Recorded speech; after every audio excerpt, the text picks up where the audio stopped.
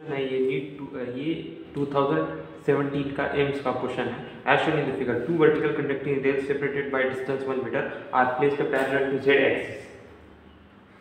z axis at z equal to 0. A capacitor of 0.15 farad is connected between the rails and a metal rod of mass 100 gram placed across the rail slide down along the nails. If the constant magnetic field of 2 Tesla exists perpendicular to the plane of rails, what is the acceleration of the rod? ये हमारा question है। Okay, अब हम question को शुरू करते हैं भाई। देखो ये लगाया है कैपेसिटर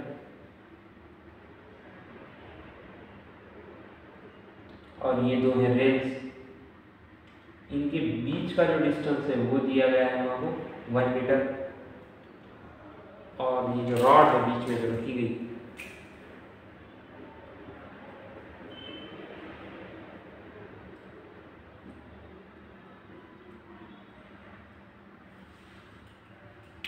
इसके ऊपर जो है ना जी एक्ट हो रहा है नीचे।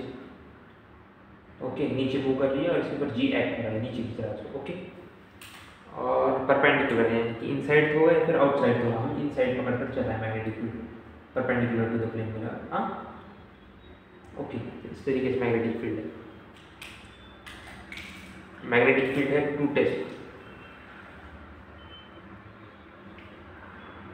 कैपेसिटर है 0.15 फैरेड। ओके, और 1 मीटर वो डिस्टेंस है। ओके, और जी को क्या लेना है आपको 9.8 लेना है। ओके, जी लग रहा है इसके ऊपर, लेकिन जी से नीचे नहीं जा रहा है। तो देखो इसके अंदर क्या होता है, सबसे पहले जो है फोर्स प्रोड्यूस होगा मैग्नेटिक फील्ड की वजह से। मैग्नेटिक फील्ड की वजह से जो फोर्स प्रोड्यूस होता है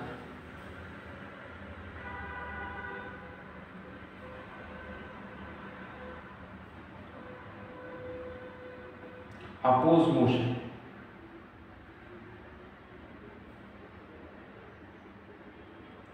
तो ये आएगा इस तरफ एफ बी, और नीचे क्या आएगा एफ जी।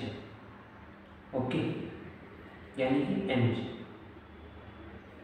ओके, तो एफ नेट कितना है, F G minus F B, यानी कि एम जी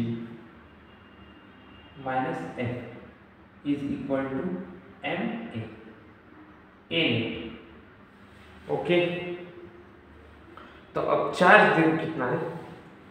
अब हमें यहाँ कैपेसिटी में से देखेंगे। सबसे पहले हम क्या निकालना है, करंट निकालना है। इसके अंदर अगर करंट निकालना है, एफ का जो फॉर्मूला है वो है डी आई एफ।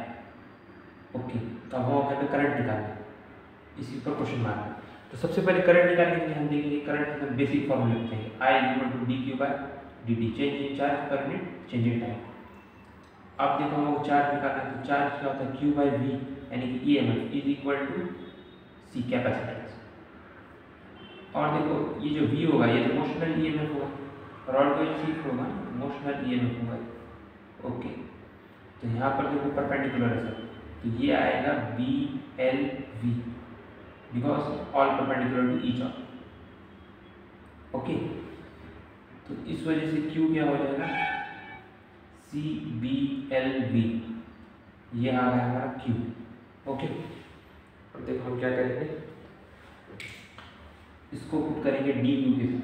तो डी क्यू के साथ जब पुट करेंगे ना, डी क्यू में इसको इस value C B L V को अपॉन डी टी, तो सब तो कॉन्स्टेंट है तो सब बाहर आ जाएगा सी बी एल, सिर्फ बचेगा D V by D T, क्योंकि यहाँ पर जो ना फोर्स लग रहा है, फोर्स के अंदर वजह से एक्सेलरेशन आएगा, और एक्सेलरेशन आएगा तो स्पीड जो वेलोसिटी जो होगी स्पीड जो होगी वो चेंज होती रहेगी।